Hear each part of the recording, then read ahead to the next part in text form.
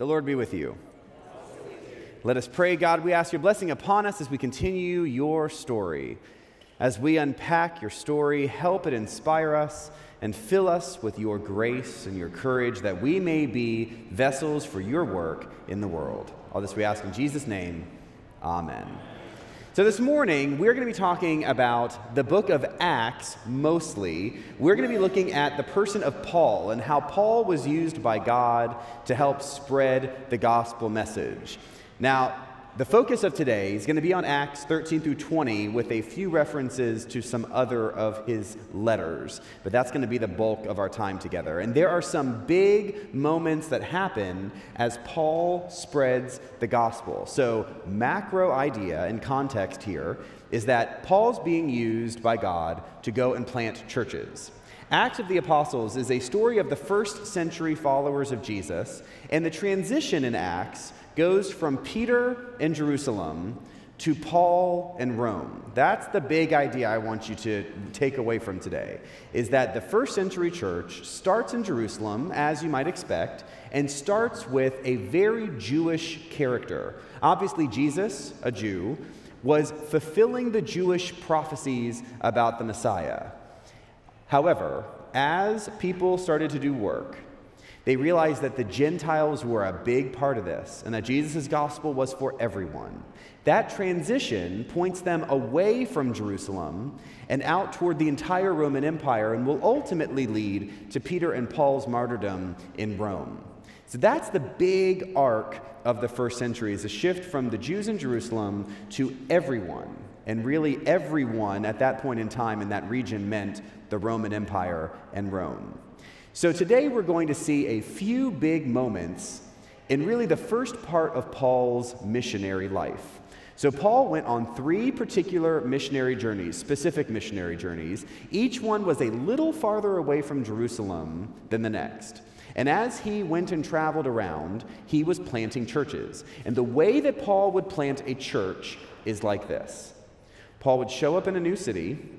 He would go and find the Jews in that city and go to their synagogue.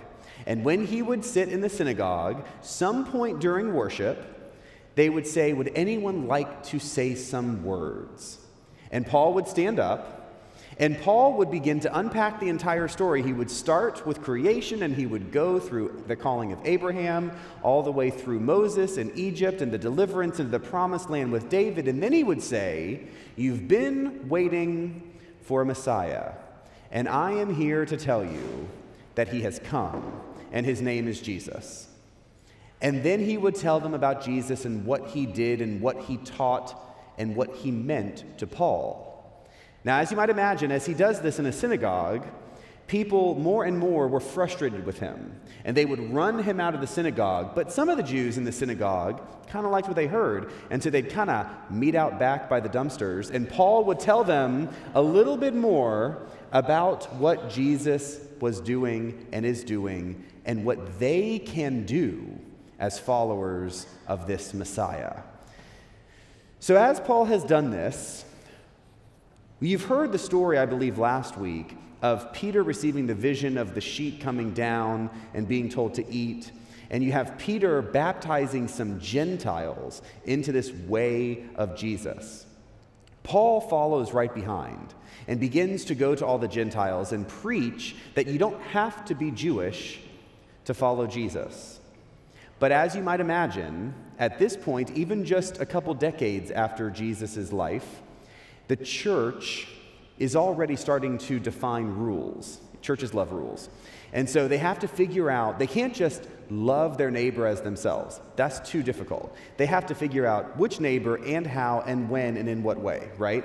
So as churches do, they called all the leaders together in Jerusalem. And we have a big moment called the Jerusalem Council.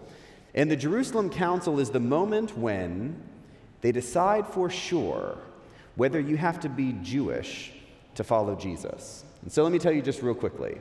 The arguments at the Jerusalem Council were, if Jesus is the Jewish Messiah, then it would make sense that you have to understand Judaism in order to understand the Messiah. Now, that's a great argument because Messiah, the messianic idea, was not something that existed outside of Judaism. And so for good Jews who had been Jewish their whole life, as they hear the story of the Messiah, it makes sense that they would encourage everyone else to become Jewish in order to then follow Jesus. Then you would really understand what Jesus was talking about. But others, like Peter, make a different kind of argument. Others, like Peter and Paul, argue that Jesus is for everyone. And not only is Jesus for everyone, because the first group was not arguing that Jesus wasn't for everyone. The first group was simply arguing that to understand Jesus and to follow him properly, you had to be Jewish. But Peter had this experience and this vision where God said otherwise, that God can make anyone clean. They don't need the Jewishness in order to make someone clean to follow Jesus. God will make someone clean, period. And so the Jerusalem Council, through lots of different debates and arguments, decides officially that you do not have to be Jewish to follow Jesus. Now that has some big repercussions. Synagogues around the Roman Empire no longer have to be swayed or changed. They can begin to start their own churches, separate from the synagogues. And it also means that all of the physical representations of Judaism do not have to be adopted by those who are not Jewish. So in the first century, we've got a few different branches that begin to form. And one of the big branches are Jews who believe in the messianic identity of Jesus, and the Gentiles who also believe in the messianic identity of Jesus. And they will begin to worship together and to live together. And it will be a little bit messy, but officially the council decides that that is the way to go, and they send a letter, a formal letter, to all the different groups all around the Roman Empire, saying that you don't have to do things like be circumcised. You don't have to do things like go through ritual cleansings. You don't have to do all of that stuff like sacrifices in order to follow Jesus. That's a big moment because it allows Paul's mission work to really begin to grow exponentially. So before we move on, any questions or clarity around that moment, the Jerusalem Council? We could probably spend 3 hours on the Jerusalem Council, but I've got 30 minutes for all of it. Yes, sir.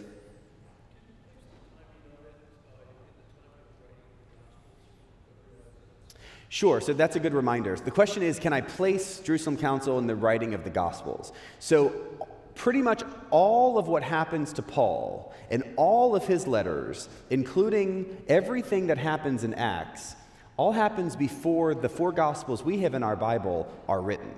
That's the general rule of thumb. Some people may argue that there might be a touch of overlap, but basically you can put it this way. Everything that we have, all of the epistles, and all of the action that is recorded in Acts of the Apostles happens before the Gospels are written. Now let me make a distinction. Acts itself is written after the fact, right? Acts is a story of what has already happened. It's not as if Luke, who wrote Acts, is going around and writing this stuff down as it was happening. Now, he was there for much of it. In fact, in Acts, one of the interesting things that you have is a transition back and forth between first person and third person. Some of the story of Acts is told, Paul and Silas went and did this. Other parts of Acts, it says, we went and did this. Luke was there for some of it, not there for some of it, but he still knew what was going on and wanted to tell that whole story. So it's a little confusing for us because if we just begin the New Testament in our Bibles, what do we see first? Matthew, right? We have the 4 Gospels that come first in the order of the books in the Bible, but they're really the 4 that were written at the end. Almost everything that comes after the Gospels was written before the Gospels were written. And there were other Gospels written, lots of other Gospels written. But what we see with Matthew, Mark, Luke, and John is a refinement of the story.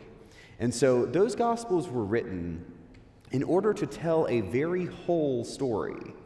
That couldn't be done sort of in the moment. They had to let it sit for a while and percolate for a while and pray for a while. So what we see in those Gospels are the product of a few decades of prayer and formation of that church. What Paul, among others, did to spread the church impacted the way that the Gospels were written, because people understood Jesus in new and better ways. And I think I've said this in here before. You have Mark written first, then Matthew and Luke written about the same time, and then John's written last. John's written so late that we get a very high Christology, a very high description of Jesus and his divinity, which is why most Christians tend to like to quote John most often, because John kind of figured out all of the divine Christianity. Matthew, Mark, and Luke has a lot more of the human Christ than John does. John has a lot more of the divine Christ, which is why at football games they don't raise up like Matthew 13:8, right? They raise up John 3:16, right? John has figured out the kind of Christianity and identity of Christ that most Christians like the most. Okay, answer that question. So Jerusalem Council happens, very important moment because it validates Paul's future mission work. So now we're going to jump into Paul doing this mission work. If you do my Bible study on Wednesdays or anything like that, if you want to know more about Acts, we have studied Acts on Wednesday morning all school year long, and all of those things are podcasted, and you can go back chapter by chapter by chapter and learn more. It's on our website. So I'm going to try and pick out a few moments that are most important in Paul's mission life. Paul does mission work from Jerusalem, and he goes from Jerusalem out into Turkey and then into Greece, and he kind of swings back around on a few islands and hits a few places in Syria and that sort of stuff. The most important places that I think are most dynamic come when Paul goes to Athens and Corinth and Ephesus. So those are three places that we're going to hit today. We're going to start with Athens. Paul goes to Athens because Paul knows that he is a good debater. Paul, just in case we did not cover this last week, Paul was born and raised in a wealthy family. They are Roman citizens, and he was very well educated. Paul would have been multilingual. Paul was able to articulate very logical, rational arguments. And so Paul was a very particular kind of gift to the early Christian church. Peter and those other fishermen are so nice, and they love Jesus, great. But they were not able, they didn't have the capacity to begin to articulate the theology that Paul was able to articulate. Paul was a very, very smart man, and he decided to use his intelligence to support the developing Christian church. So Paul takes himself over to Athens. And now we know that Athens, at the time, was a hub of intellectualism. Even though we are now Roman Empire, not Greek Empire, Athens still holds a very important role in the maintenance and spread of philosophy. And so we would have philosophers and other teachers gather together in Athens and debate each other publicly, and their students would watch these debates. And those debates happened on a little rocky outcropping called the Areopagus. If you've ever been to Athens, you know that the Parthenon is way up on a little hill in the center of the big city, and just beneath it, in its shadow, is this random rock that is called the Areopagus. You've heard it translated into English as Mars Hill.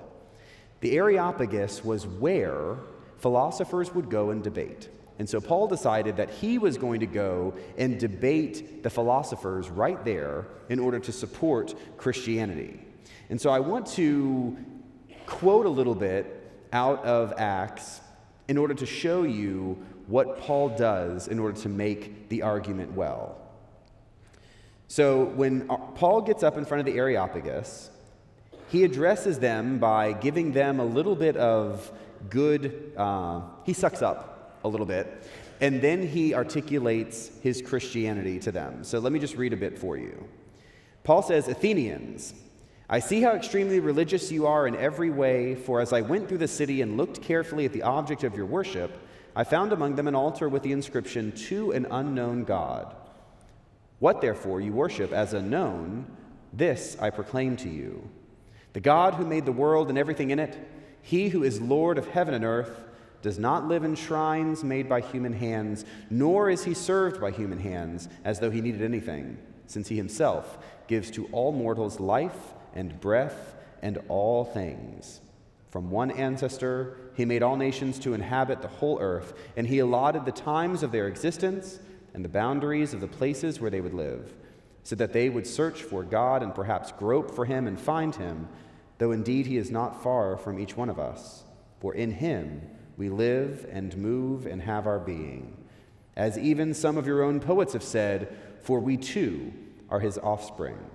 And since we are God's offspring, we ought not to think that the deity is like gold or silver or stone, an image formed by the art and imagination of mortals.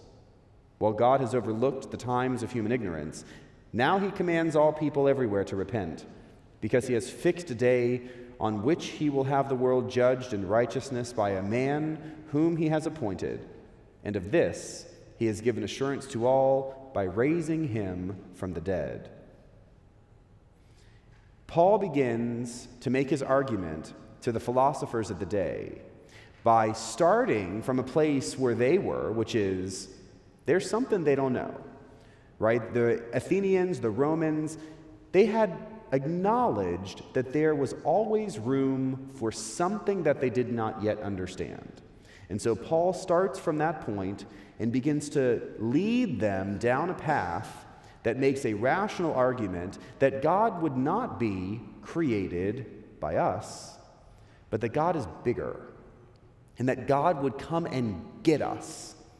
And when God comes to get us, we are smart enough to be aware of God's work. And God's done this by sending a man.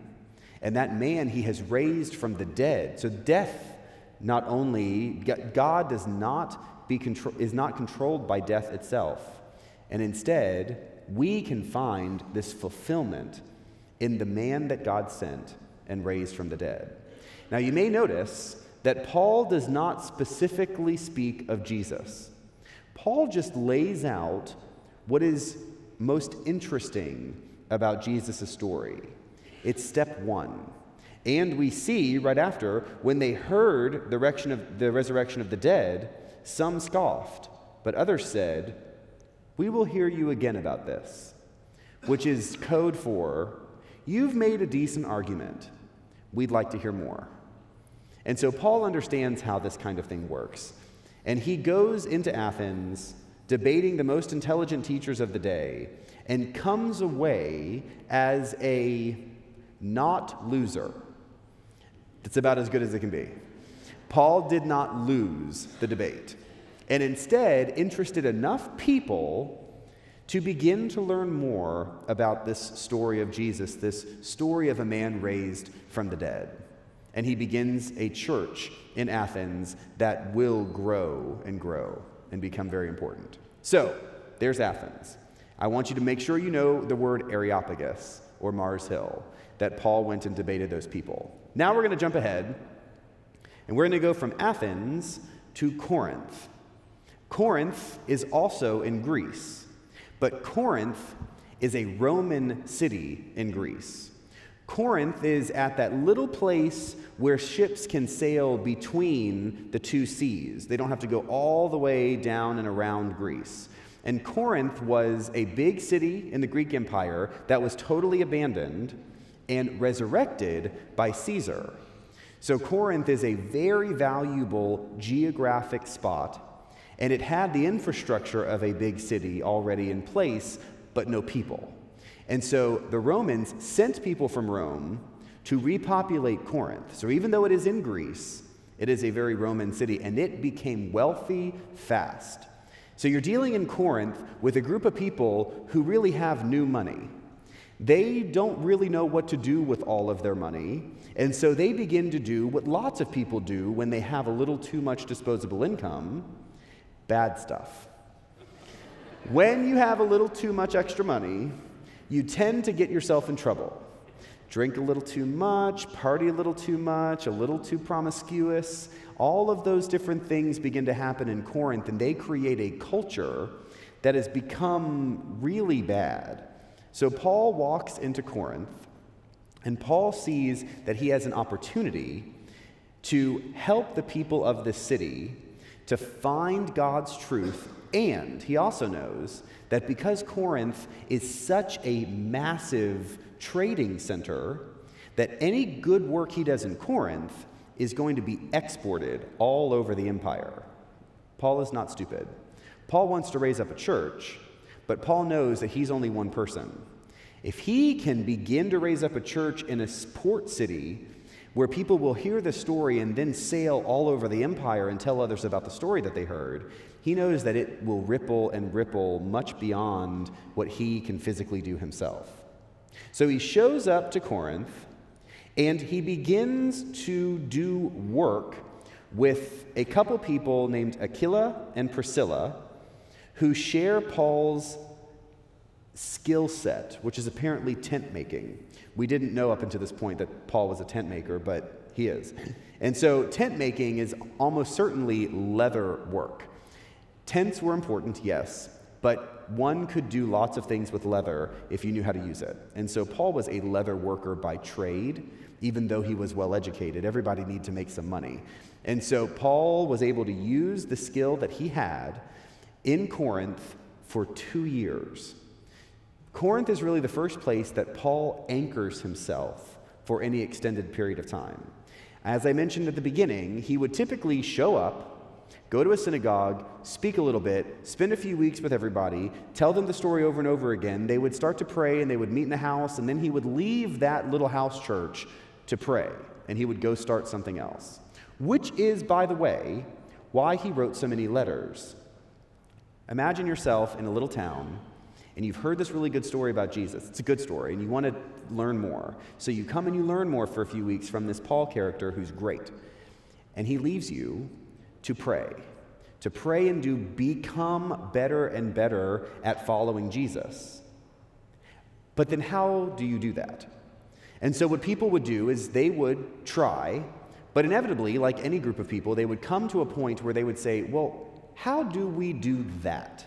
Or do we do this or that? And they would write to Paul and ask him that question. And Paul would write back to them and give them his answer. That is how the letters that we have in the Bible came to be. What I want to make sure you know is that the letters that Paul wrote in the Bible were never meant to be global, macro, theological statements about every person in the world everywhere. Paul was answering a specific set of questions to a specific group of people in a specific place. It is very easy for any Christian group to pull one half verse out of Paul and create entire theology around it. Paul does not want you to do that. That was never his intent, nor should it be something that we do. So Corinth is one of those exceptions where Paul actually stays a while and spends time with them and helps to develop that church in a very significant way. Sorry, I'm trying to edit myself with time. That's all I'm going to say about Corinth. Any questions about Athens or Corinth before we get on to the very end of Paul's ministry? I know it's hard. I didn't even tell you enough to even ask a question. Yes?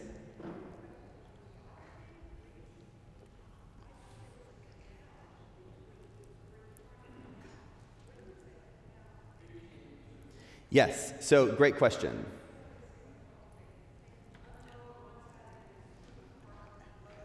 Absolutely, that's exactly what they did. So the question is, how did they get across that little... If you've ever been to Corinth, there is this intimidating canal that was dug only a couple hundred years ago that is very, very deep. In essence, think of the Panama Canal, except nothing near as grand on a scale. They have dug from one sea to the other a very narrow, super tall canal that allows ships to sail from one to the other. That did not exist at this point. But the amount of land they had to cover was quite small. And so what they would do is they would sail right up to the west side of Greece.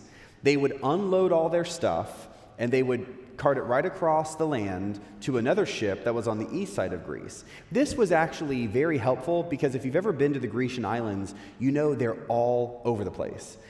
It's very difficult to navigate that area, especially if it's at night or if it's stormy or dark or anything like that. And so ships were taking a big risk sailing down and around all of those Grecian islands. So instead, even if it didn't save a ton of time, it would save a lot of grief by just sailing to the west side of Greece, carrying their stuff across the land bridge, and then going off the east side toward Asia Minor. So that's where Corinth got a lot of its money, because they were the ones, they would tax you on this side and they would tax you on this side. But if it meant you could save your ship, it was worth it. And so they just made money hand over fist because they were in the right place at the right time. Any other questions about that? All right, so the last place I'm going to talk to you about is Ephesus. Ephesus is a city in western Turkey today. It was an Asia Minor city that had a lot of wealth as well. And Paul founded a church there that really became his favorite church. Ephesus had a group of people who were faithful and good, and they meant the most to Paul.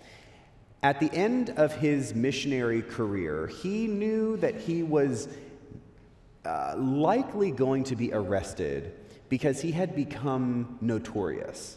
At the very beginning, he would show up and people would kind of maybe have heard of him, but they would let him in and he would talk in the synagogues. By about the middle to end of his career, people knew who he was. And when they saw him coming, they freaked out. And they would actually cause riots. I mean, if he started to talk, they wanted to kill him. And so by the end of this third missionary trip, Paul knew his time was really pretty short.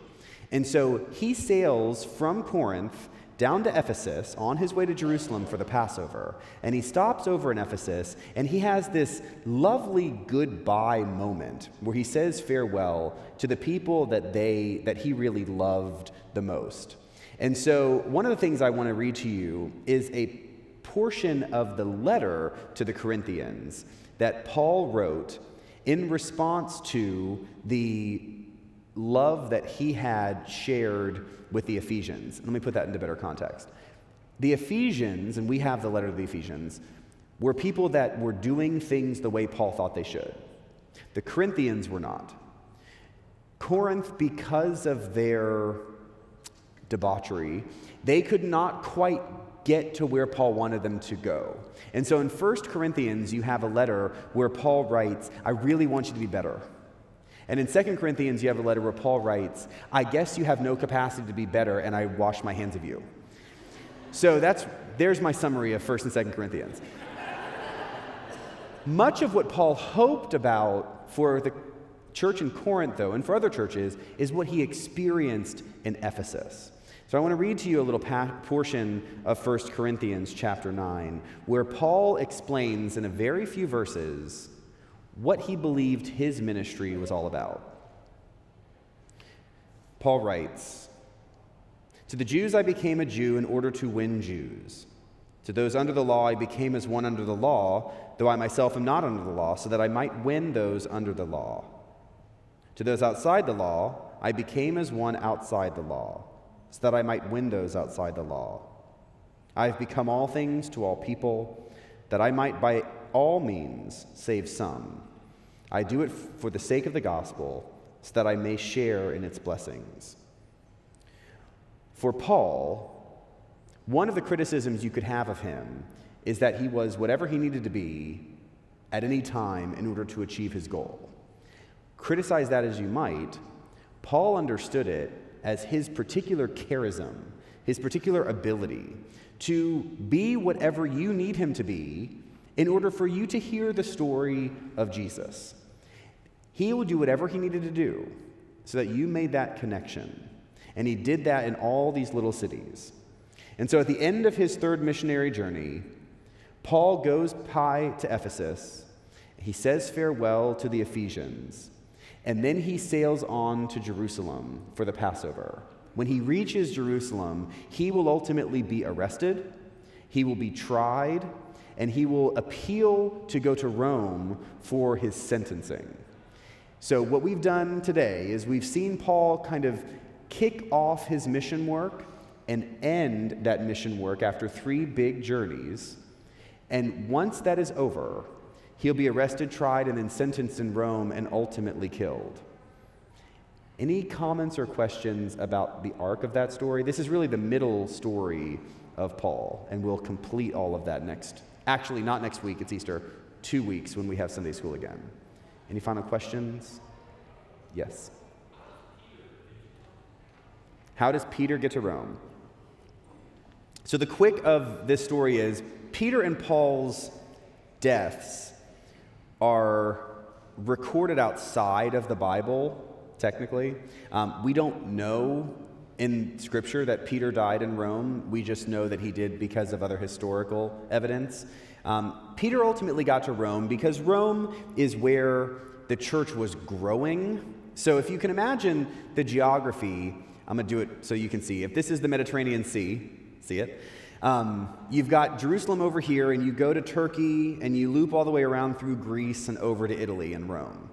Rome just ultimately is the place where you had to go in order to establish anything permanently. And so Peter gets there because the churches that Paul has planted kind of pull him in that direction. Paul is a Roman citizen and Peter is not. Paul gets to Rome because he's arrested in Jerusalem and uses his Roman citizen card in order to get them to take him to Rome for his sentencing. Peter ends up getting to Rome as he's doing mission work and is arrested there and tried there. If Peter had been arrested in Jerusalem, he would have then been tried and sentenced in Jerusalem because he had no way to appeal to go to Rome like Paul did. But Peter ended up in Rome before he was arrested, and so that's why he ended up tried, sentenced, and executed there along with Paul. They ended up there in different ways, but were both executed ultimately, which is why you've got the seat of the Roman Church, the Roman Catholic Church, is the Cathedral of St. Peter and St. Paul. I mean, that's the Basilica and Vatican City. You've got Peter and Paul represented in that space at the same time. Okay. Happy Palm Sunday. Come to church this week. It's Holy Week, and I'll see you then.